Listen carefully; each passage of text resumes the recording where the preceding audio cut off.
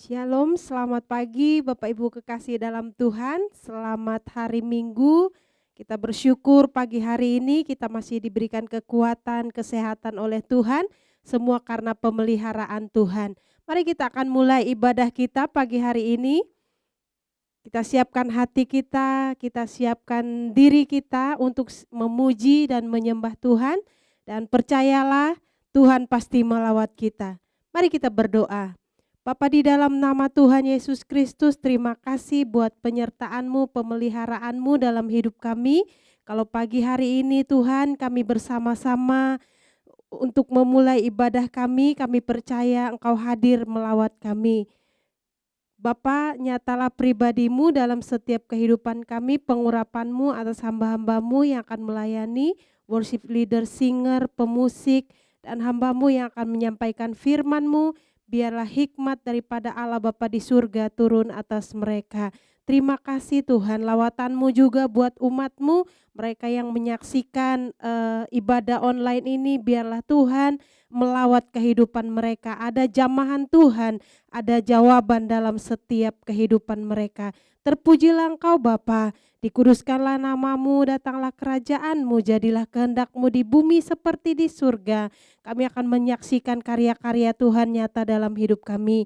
Di dalam nama Tuhan Yesus Kristus kami siap memulai ibadah kami. Haleluya. Amin. Selamat pagi semuanya. Tiada lelah. Mari kita hati-hati ya lelah, jangan lelah. Bekerja di ladang Tuhan. Thank you Lord Jesus. Jangan lelah bekerja di ladangnya Tuhan. Roh Kudus yang beri kekuatan, yang mengajar dan menopang. Tiada lelah Tuhan. Tiada lelah bekerja bersamamu Tuhan, yang selalu mencukupkan atas segalanya.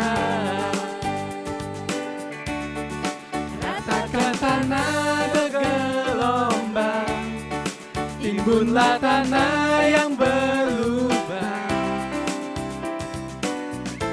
menjadi siap dibangun di atas dasar iman. Ratakan tanah bergelombang, timbunlah tanah yang berlubang, menjadi siap dibangun di atas dasar iman. Haleluya. Jangan lelah bekerja di ladangnya Tuhan. Roh Kudus yang beri kekuatan, yang mengajar dan menopang. Mari wanita memuji Tuhan. Haleluya. Tiada lelah bekerja bersamamu Tuhan, yang selalu mencukupkan akan segala. Mari kita semua katakan, ratakan tanah yang bergelombang. Ratakan tanah yang bergelombang, timbunlah tanah yang berlubang, menjadi siap dibangun di atas dasar iman. Ratakan tanah bergelombang, timbunlah tanah yang berlubang, menjadi siap dibangun di atas dasar iman. Menjadi siap dibangun. Menjadi siap dibangun, menjadi siap dibangun, menjadi siap dibangun di atas dasar iman. Haleluya Jesus. Terima kasih Tuhan. Kami mau tiada lelah Bapa mengiring-Mu Tuhan. Haleluya Tuhan. Namun seperti Nabi Musa Bapak, kami tidak mau Bapak berjalan Bapak tanpa Engkau di depan kami Tuhan. Biar Bapak Engkau memimpin kami Bapak, jalan-jalan kami Bapak di tengah-tengah Bapak masa yang sukar ini Bapak. Terima kasih Tuhan, kami perlu Engkau Tuhan. Haleluya. Thank you Lord. Bila Engkau tak besertaku, Yes Lord. ku tak mau berjalan. Ku perlu Tuhan, pimpin langkahku dengan kasih karunia-Mu. Pimpin langkahku setiap waktu, berjalan dalam Roh-Mu. Nyatakan Tuhan kemuliaan-Mu dan berjalan bersamaku. Terima kasih Tuhan. Bila Engkau tak besertaku, Yes Lord. ku tak mau berjalan. Ku perlu Tuhan, pimpin langkahku dengan kasih karunia-Mu. Pimpin langkahku setiap waktu, berjalan dalam Roh-Mu. Nyatakan Tuhan kemuliaan-Mu dan berjalanlah denganku. Betul Bapak. Kami perlu Engkau Tuhan. Berjalanlah bersama kami Tuhan. Tuntun langkah kami Tuhan. Haleluya. Terima kasih Bapa. Haleluya.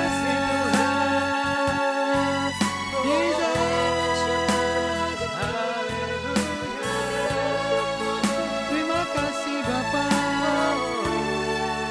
Haleluya. Haleluya.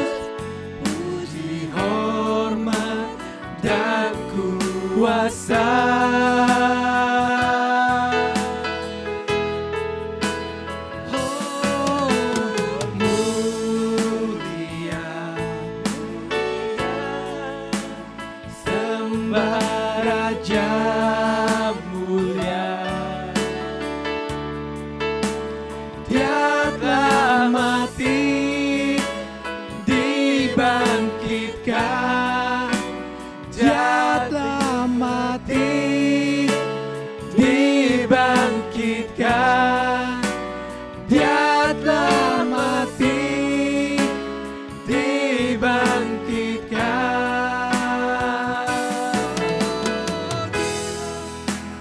Jadi Raja.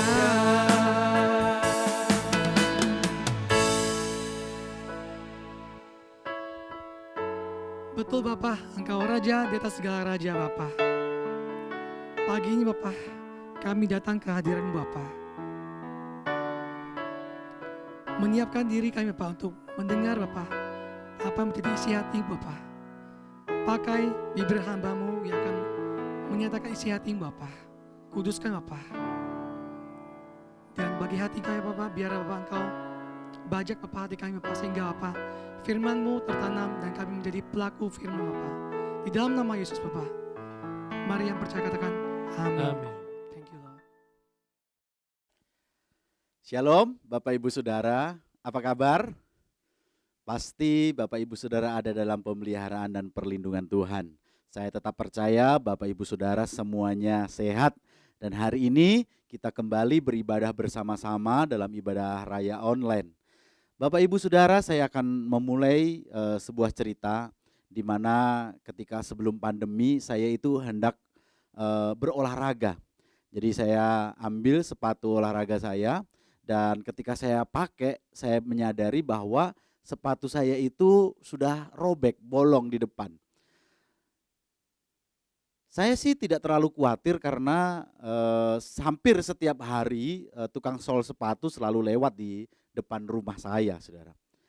Dan ya saya tinggal nunggu saja bahwa nanti tukang sol sepatu itu pasti datang. Tapi saya baru menyadari atau baru perhatikan bahwa sepatu saya ini belum lama, baru beberapa bulan saja ternyata udah robek, sudah sobek, saudara.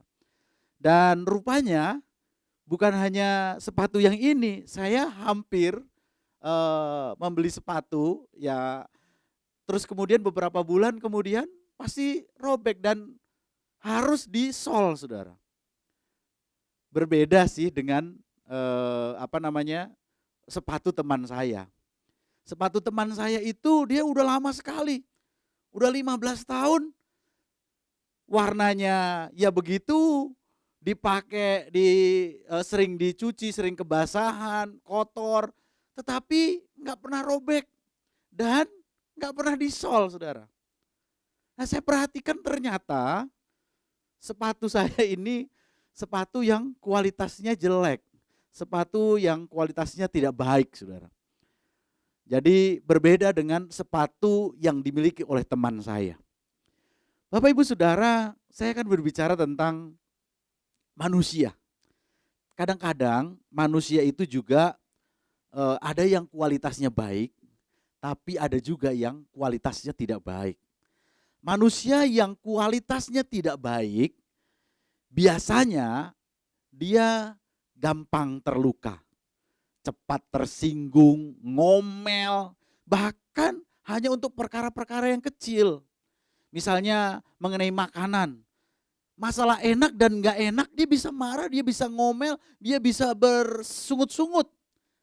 Mudah sekali terluka dia. Tapi yang lebih kasihan adalah orang yang kualitasnya jelek adalah orang yang selalu terluka dengan perkataan orang lain. Cepat sekali terluka dengan perkataan orang lain. Kita ini kan makhluk sosial, saudara ya. Jadi semua orang bisa berbicara mengenai kita atau apapun, saudara. Dan kalau kita terluka, aduh, kasihan, saudara. Tapi ada tingkatan yang lebih tinggi menurut saya, manusia yang kualitasnya lebih jelek, yaitu dia ini gampang sekali melukai orang lain. Dan pada saat dia melukai, dia tidak sadar.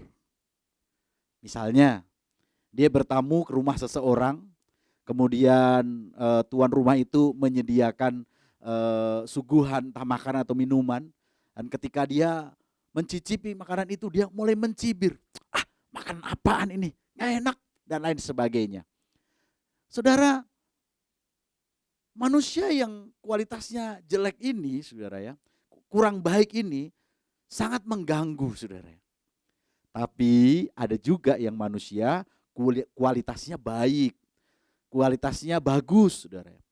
Orang yang memiliki kualitas yang baik, yang bagus, ini biasanya, saudara ya, orang yang kualitasnya baik ini dia melimpah dengan ucapan syukur. Hatinya penuh dengan sukacita dan pikirannya, saudara ya, pikirannya itu ada begitu banyak alternatif. Jadi ketika dia menghadapi situasi yang tidak baik, misalnya mengenai makanan yang tidak enak, dia makan. Nah, karena dia kualitasnya baik, maka dia berkata, dalam pikirannya, saya pernah kok makan makanan yang enak.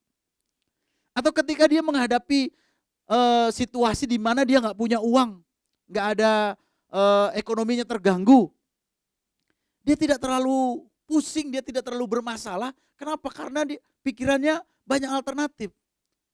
Dia berkata, saya sudah pernah kok ngalami kelimpahan, saya pernah kok ngalami punya uang. Jadi situasi dan kondisi apapun itu tidak menyebabkan orang yang kualitas baik ini menjadi marah, menjadi putus asa, menjadi bersungut-sungut. Jadi introspeksi buat saya dan saudara pagi hari ini, termasuk orang dengan kualitas apakah kita? Apakah kualitas yang kurang baik ataukah kualitas yang lebih baik? Karena pagi hari ini saya ingin menyampaikan sebuah tema tentang menjadi anak Allah yang berkualitas. Kita akan melihat atau belajar bersama-sama dari firman Tuhan dari Yeremia pasal 18 ayat 1 sampai ayat yang ke-6. Yeremia pasal 18 ayat 1 sampai ayat yang ke-6, judulnya adalah pelajaran dari tukang periuk. Firman yang datang dari Tuhan kepada Yeremia bunyinya, pergilah dengan segera ke rumah tukang periuk, di sana aku akan memperdengarkan perkataan-perkataanku kepadamu. Lalu pergilah aku ke rumah tukang periuk, dan kebetulan ia sedang bekerja dengan pelarikan. Ayat 4, apabila bejana yang sedang dibuatnya dari tanah liat di tangannya itu rusak, maka tukang periuk itu mengerjakannya kembali menjadi bejana lain menurut apa yang baik pada pemandangannya. Kemudian datanglah firman Tuhan kepadaku bunyinya, masakan aku tidak dapat bertindak kepada kamu seperti tukang periuk ini, hai kaum Israel? Demikianlah firman Tuhan, sungguh seperti tanah liat di tangan tukang periuk, demikianlah kamu di tanganku, hai kaum Israel. Firman Tuhan ini disampaikan kepada Yeremia, dan pesan ini Yeremia mau sampaikan kepada orang Israel.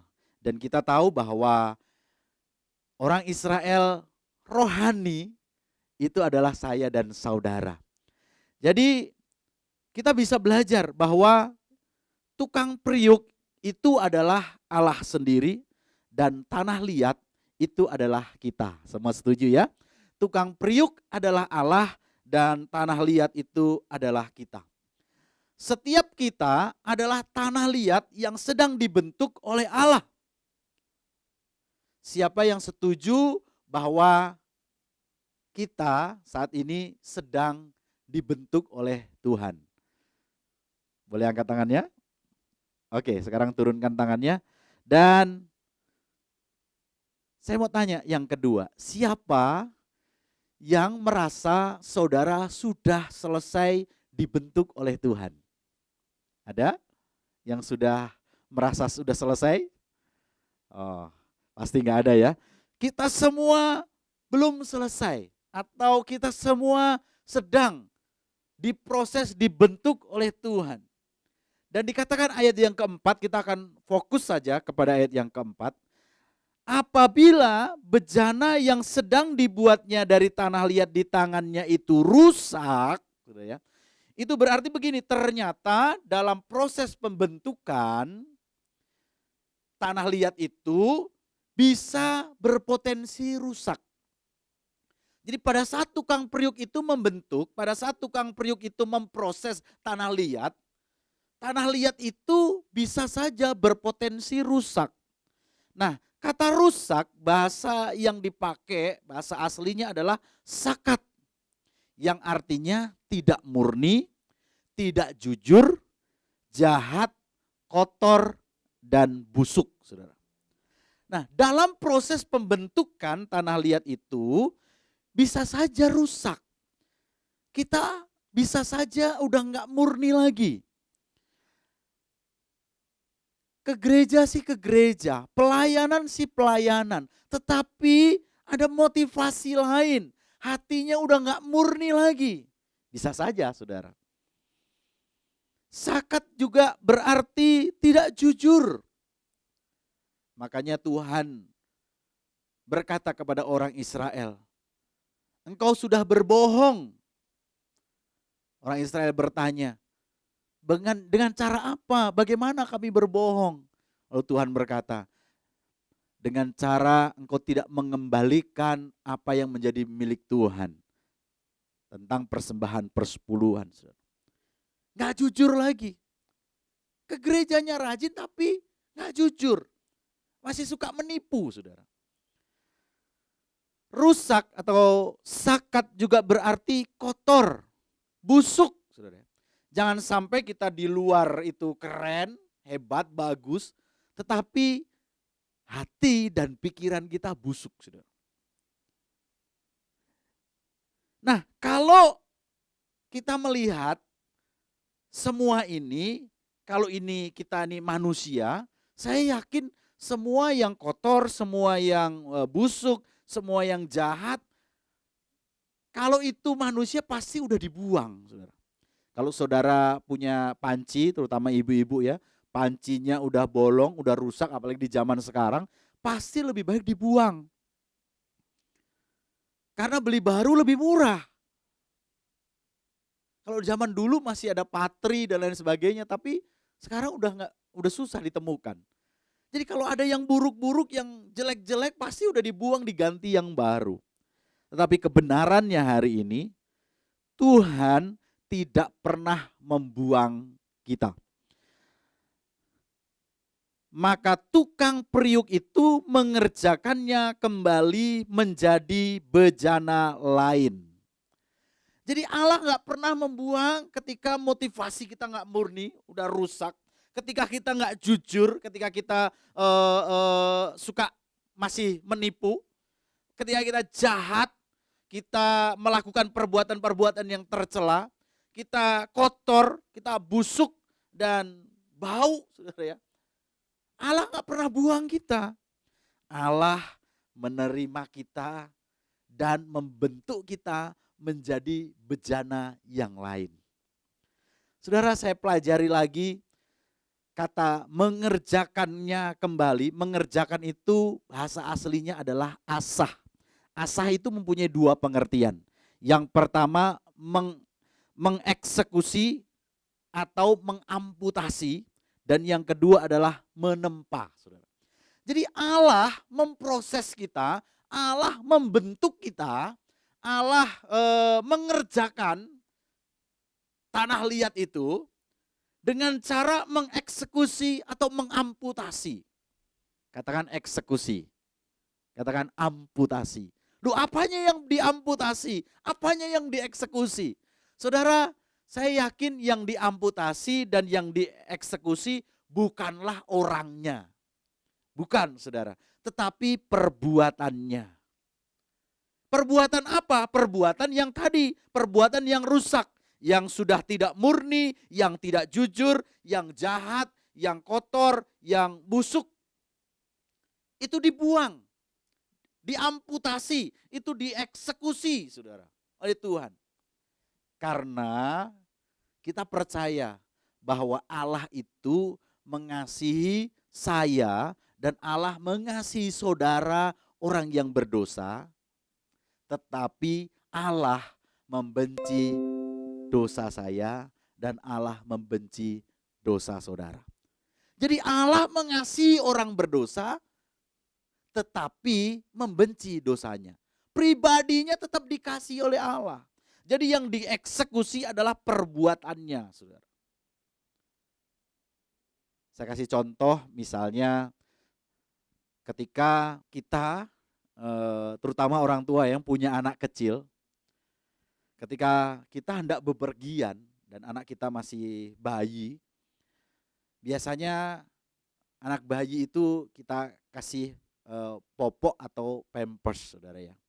Jadi ketika dia mau pergi, kita udah dandanin rapi segala macam, kemudian kita pakein popok atau pampers, dan kemudian kita bersiap-siap, dan setelah kita mau berangkat kita gendong anak itu, dan pada saat kita gendong tiba-tiba ada bau menyengat, bau busuk yang keluar.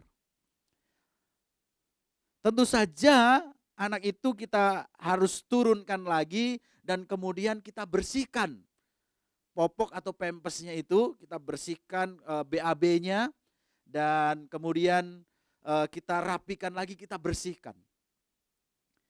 Lalu kita ambil popok atau pampas itu dan kita buang. Jadi yang dibuang adalah popok atau pampas, bukan anaknya, betul kan ya? Nah sama seperti orang tua yang mengasihi anak, mengasihi bayi, kita mengasihi bayi kita tetapi kita membenci popoknya, BAB-nya yang kotor itu. Demikianlah Allah, saudara. Dia sangat mengasihi orang percaya, dia sangat mengasihi saya dan saudara, tetapi dia membenci dosanya. Jadi kita bisa melihat ini bahwa Allah itu mengerjakannya kembali, mengerjakannya itu mengeksekusi, mengamputasi perbuatan yang rusak, yang kotor, yang sudah nggak murni itu. Dan yang kedua, kata asah yang kedua adalah menempa. Jadi ketika Allah mengerjakannya, memproses, maka dia menempa, katakan tempa. Katakan lagi tempa, saudara. Jadi Allah menempa. Biasanya besi atau logam itu ditempa, dipukul-pukul, entahkah dia diluruskan, entahkah dia dipipihkan, entahkah dibuat ditumbuk-tumbuk, dipukul-pukul sesuai dengan keinginan daripada tukang tersebut. Jadi kalau besi atau logam itu bisa ngomong, dia pasti sudah berteriak-teriak, aduh gak sanggup, aduh nggak tahan. Tapi oleh tukang periuk atau tukang besi, tukang tempa itu, dia tetap aja dipukul terus, tetap aja ditumbuk terus sampai jadi seperti yang dia inginkan. Misalnya dia mau bikin pedang atau dia mau bikin keris ya, yang begitu saudara. Sampai itu terjadi. Dan besi itu sekalipun mungkin dia berteriak-teriak tapi dia nggak bisa. Nah, seringkali saudara kita protes sama Tuhan. Tuhan, ini gimana ini? Saya udah menderita nih 10 tahun. Di mana engkau, kenapa engkau gak menolong aku? Atau saudara mengalami sakit penyakit yang belum Tuhan jawab, belum Tuhan sembuhkan. Sehingga saudara komplain sama Tuhan. Atau dalam situasi pandemi seperti ini saudara. Aduh Tuhan, kapan ini berakhir? Apa engkau gak sayang lagi sama kita? Saya udah kangen banget sama jemaat yang lain. Pengen ibadah bareng. Ini gak bisa Tuhan. Saudara, situasi seperti ini seringkali kita protes sama Tuhan. Tetapi apakah benar begitu saudara? Bahwa Tuhan itu mau menghancurkan saudara dan saya. Saya percaya gini, kalau Tuhan itu jahat, kalau Tuhan itu ingin menghancurkan kita, rasanya nggak masuk akal. Kenapa? Karena dia dari sorga turun ke bumi Saking cintanya kepada manusia sehingga ia mengaruniakan anaknya yang tunggal supaya setiap orang yang percaya kepadanya tidak binasa dengan cara anak itu mati di kayu salib, menderita, menanggung semua beban dosa sehingga setiap orang yang percaya kepadanya tidak binasa melainkan beroleh hidup yang kekal. Nah, setelah itu kok seenaknya dia mau numbuk, kok seenaknya dia mau menghancurkan. Pasti nggak masuk akal, saudara. Di sini kita bisa belajar bahwa Allah itu tidak sama sekali jahat, sama sekali tidak pernah berniat untuk menghancurkan kita. Tetapi yang dilakukan Allah adalah mengerjakan, mengasah, menempa, mengeksekusi, mengamputasi kita supaya kita menjadi bejana yang lain. Haleluya, saudara. Jadi Tuhan sengaja mengerjakan, mengeksekusi, mengamputasi, menempa kita agar, saudara ya, agar saya dan saudara itu menjadi bejana yang lain. Dengan cara apa? Dia mengeksekusi, mengamputasi, menempa kita. Dengan berbagai persoalan-persoalan, pencobaan-pencobaan, tantangan-tantangan kehidupan yang ada dalam diri kita. Bisa saja tiba-tiba bos marah, bos pecat, bos PHK. Bisa saja saudara orang yang kita hormati tiba-tiba dia marah dengan kita. Bisa saja saudara kita menyaksikan orang yang seharusnya menjadi teladan buat kita, dia melakukan perbuatan yang tidak menyenangkan. Bisa juga kita tiba-tiba ditipu, bisa juga kita tiba-tiba mengalami banyak hal, saudara. Atau situasi pandemi seperti sekarang ini. Bisa saja orang yang kita kasihi itu mengalami kecelakaan atau meninggal, saudara. Jadi ada banyak macam cara Tuhan menempa atau mengeksekusi kita.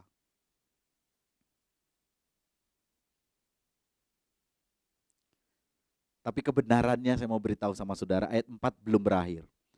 Apabila bejana yang sedang dibuatnya dari tanah liat di tangannya itu rusak, sakat ya, udah gak murni, gak jujur, kotor, busuk, jahat, itu rusak maka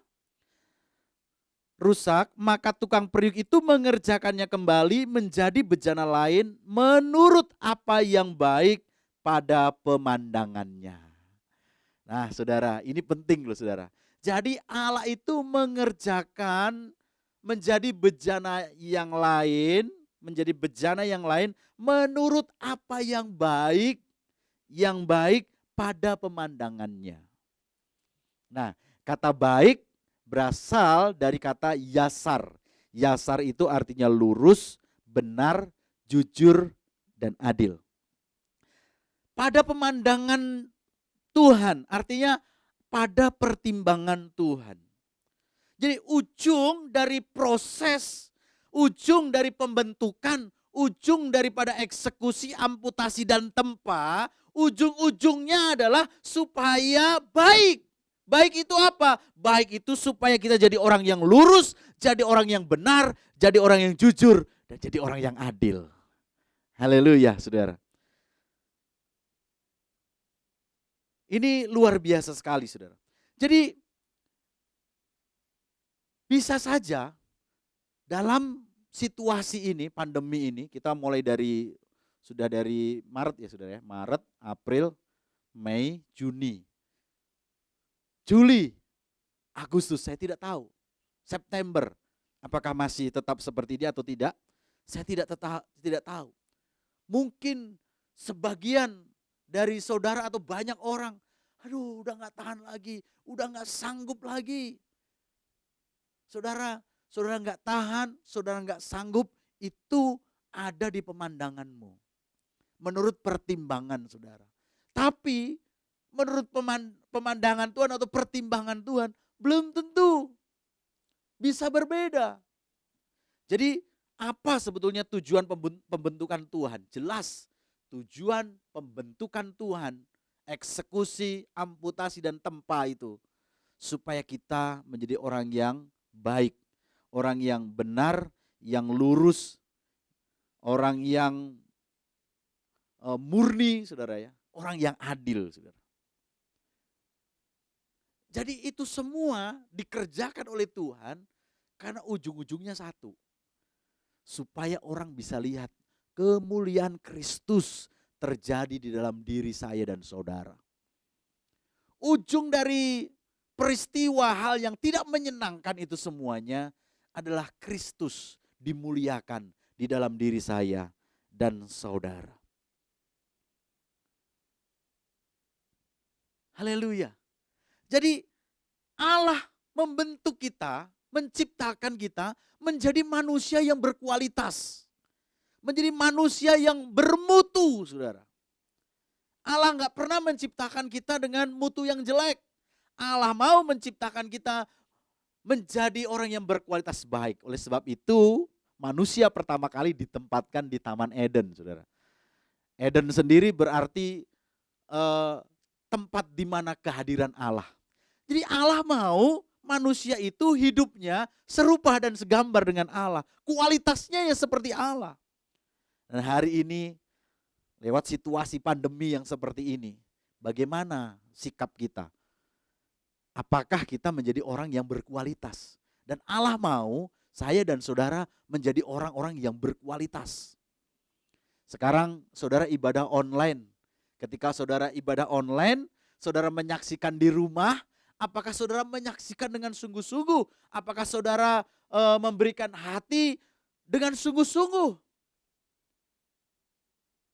Karena di gereja dan online berbeda, saudara. Di gereja mungkin saudara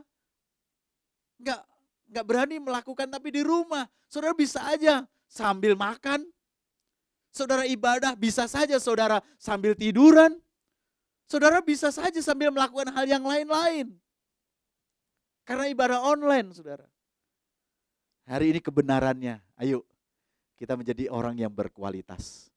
Apapun situasi dan kondisinya, kita harus beribadah dengan penuh tanggung jawab. Dan setelah situasi ini berakhir, apakah membuat saudara rindu, cinta, haus akan Tuhan, bertemu dengan saudara, beribadah bersama-sama lagi? Atau saudara akan berkata, oh lebih baik online aja lah. Udahlah pakai Zoom aja, nikmat. Saudara, kalau itu pilihan saudara, maka besi menajamkan besi itu gak terjadi, saudara. Karena di rumah, saudara. Tapi ketika saudara bertemu dengan yang lain, oh besi menajamkan besi, itu juga salah satu bagian dari pembentukan Tuhan. Mari kita menjadi manusia yang berkualitas. Bapak Ibu Saudara, siapakah tokoh di Alkitab yang pernah mengalami situasi yang seperti ini? Saya percaya Bapak Ibu Saudara semua kenal dengan tokoh yang namanya Ayub. Ayub pernah mengalami situasi ini. Dia kehilangan harta bendanya, dia kehilangan 10 anaknya dalam waktu yang berdekatan. Dia pernah kehilangan kesehatannya. Dia mengalami sakit borok dari sekujur tubuhnya, dari kepala sampai ujung kaki. Dan gatal, panasnya luar biasa, dan dia hanya bisa duduk di atas abu. Itu tempat ternyaman. Anjing menjilat boroknya. Ayub pernah kehilangan istrinya karena ketika menghadapi situasi itu istrinya menolak dan dia menyuruh lebih baik mati dan kutuki Allahmu. Saudara, tapi Tuhan itu tahu persis apa jalan hidupnya Ayub. Sehingga ketika Ayub melewati ujian, ketika Ayub mengalami tempaan, eksekusi, amputasi, saudara ya. Dia berkata seperti ini di dalam Ayub 23 ayat 10. Karena ia tahu jalan hidupku, seandainya ia menguji aku akan timbul seperti emas. Haleluya. Saudara, jadi apa ujung-ujungnya daripada ujian dan tempaan itu, ujung-ujungnya Ayub menjadi manusia yang berkualitas. Nah, saya berdoa, apapun yang saat ini saudara hadapi, bersama-sama kita menghadapi pandemi ini. Tetapi ujung-ujungnya saya rindu setiap kita bertumbuh, timbul menjadi emas. Kalaupun Allah menguji aku, timbul seperti emas. Manusia yang berkualitas. Haleluya. Siapa yang rindu menjadi manusia yang berkualitas? Bapak Ibu Saudara, emas itu sudah mengalami tempaan. Emas itu sudah mengalami ujian berkali-kali. Dan hasil dari eksekusi amputasi, supaya kita semua muncul seperti emas yang murni. Kita menjadi orang yang baik, orang yang lurus, orang yang benar, orang yang jujur, adil. Haleluya. Saya berdoa semua jemaat di Gajah Mada adalah manusia atau orang-orang yang berkualitas. Saya terus percaya kita semua menjadi orang-orang yang berkualitas. Orang yang berkualitas tidak gampang terluka, tidak gampang marah, tidak gampang bersungut-sungut. Orang yang berkualitas adalah orang yang mengerti tujuan atau panggilan hidupnya. Pikirannya dipenuhi dengan banyak alternatif. Bisa melimpah dengan ucapan syukur, bersukacita. Bisa melihat banyak hal dari berbagai segi kehidupan. Dan cobaan, tantangan, masalah, situasi dan kondisi tidak menyebabkan dia kehilangan pengharapan kepada Tuhan. Puji Tuhan. Bapak Ibu Saudara, mengerti kebenaran firman Tuhan hari ini, jadilah manusia yang berkualitas. Engkau tak besertaku, Yes Lord. ku tak mau berjalan. Ku perlu Tuhan, pimpin langkahku dengan kasih karunia-Mu. Pimpin langkahku setiap waktu, berjalan dalam Roh-Mu. Nyatakan Tuhan kemuliaan-Mu dan berjalan bersamaku. Terima kasih Tuhan. Bila Engkau tak besertaku, Yes Lord. ku tak mau berjalan.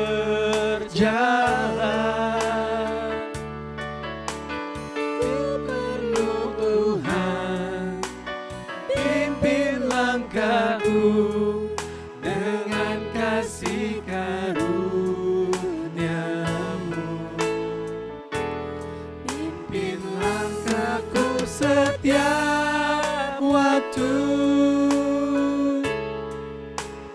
berjalan dalam Roh-Mu. Nyatakan Tuhan kemuliaan-Mu dan berjalanlah denganku. Mari kita berdoa bersama-sama. Bapa Sorgawi, terima kasih buat kebenaran firman-Mu yang sudah kami dengar bersama-sama.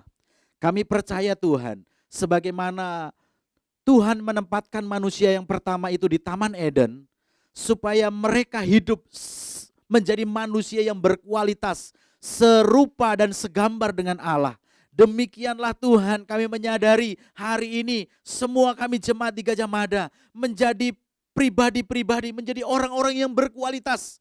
Orang-orang yang tidak gampang menyerah, orang-orang yang tidak gampang berputus asa, orang-orang yang tidak bersungut-sungut, tetapi orang yang melimpah dengan ucapan syukur. hati dan pikirannya dipenuhi dengan banyak alternatif untuk memuji, untuk menyembah Tuhan. Bahkan dalam situasi yang sulit sekalipun, ketika dia ditempa, ketika dia menghadapi persoalan, dieksekusi, diamputasi, apapun persoalan yang dihadapi, itu dia tidak akan membuat dia komplain kepada Tuhan. Tetapi menyadari bahwa dia sedang dikerjakan, sedang diproses oleh Tuhan, sedang diamputasi dan ditempa untuk menjadi bencana yang lain, yang baik menurut pemandangan Allah.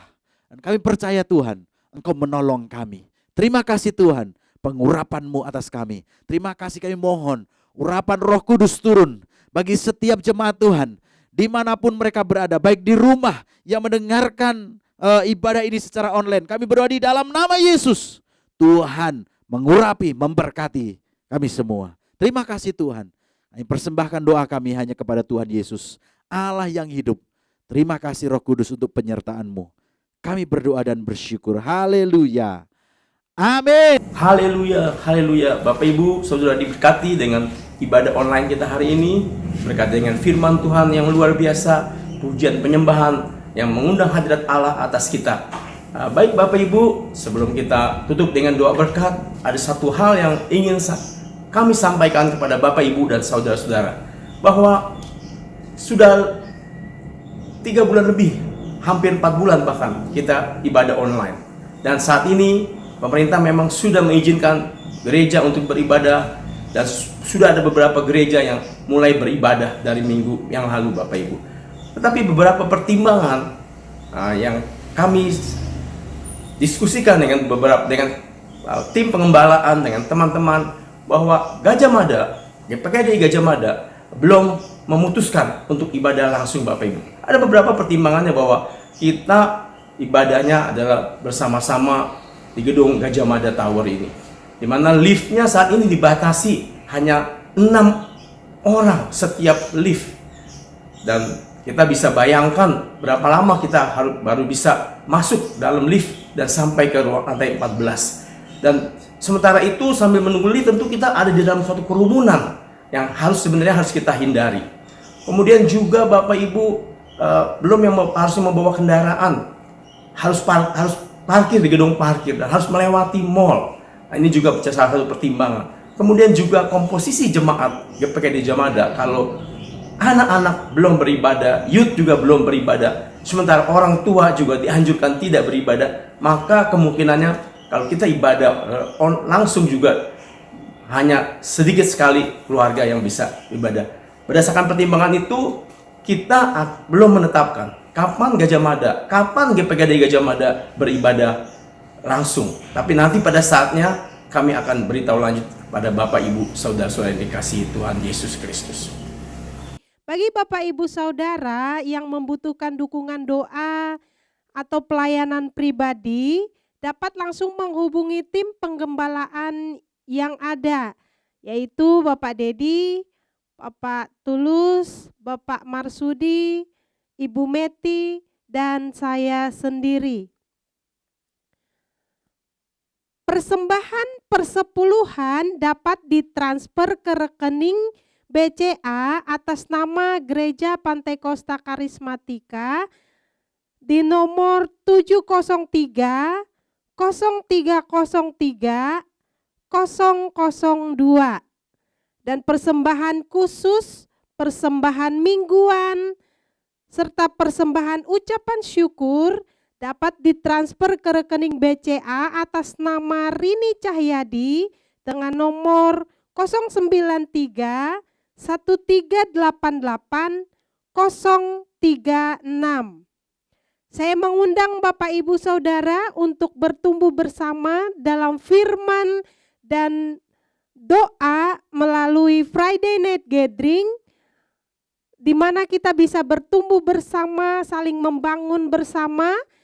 Mari saya mengundang kita semua terlibat aktif untuk ikut di Friday Night Gathering online ini setiap Jumat jam 8 malam melalui aplikasi Zoom yang linknya akan dibagikan melalui grup-grup WhatsApp yang ada. Demikianlah ibadah kita pagi hari ini. Saya percaya Bapak Ibu Saudara diberkati oleh Tuhan.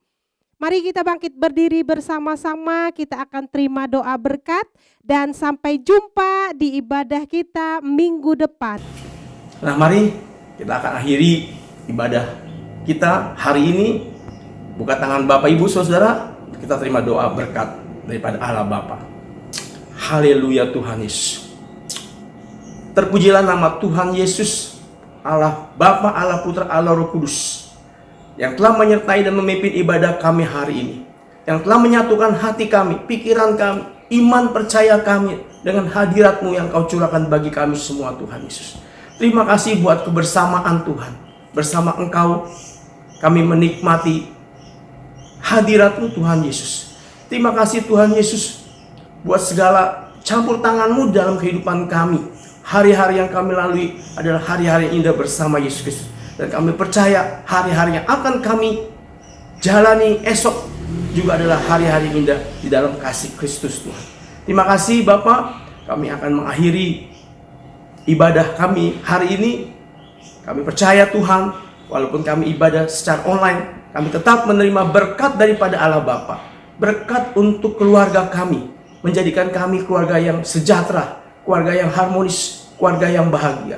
Berkat untuk kesehatan kami semua Tuhan. Apapun sakit penyakit yang coba mengganggu kesehatan kami, di dalam nama Yesus kami tolak. Dan oleh bilur Yesus jadilah kami sembuh. Berkat untuk pekerjaan, usaha, keuangan, ekonomi kami semua Tuhan. Apapun yang kami lakukan, apapun yang kami perbuat, Tuhan yang memberkati sehingga kami boleh berhasil dan kami boleh beruntung. Dalam pemeliharaan tangan Tuhan kami tidak kekurangan apapun juga. Berkat untuk anak-anak kami, mereka tetap setia memelihara iman, setia beribadah, setia melakukan tugas pelayanannya Tuhan, dan memiliki masa depan yang indah bersama Yesus Kristus. Berkat untuk pelayanan kami semua Tuhan, apapun yang kami lakukan kiranya menyenangkan hati Tuhan, disukai oleh jemaat dan orang banyak, dan membawa jiwa-jiwa datang kepada Yesus Kristus. Berkat untuk semuanya Tuhan Yesus kami terima Tuhan. Terima kasih Bapak. Kami juga percaya Tuhan, kasih sayang Kristus Yesus menyertai kami semua, dan penyertaan Roh Kudus menyertai kami mulai siang hari ini sampai selama-lamanya. Di dalam nama Tuhan Yesus kami berdoa dan mengucap syukur. Haleluya. Amin. Selamat siang, Tuhan memberkati.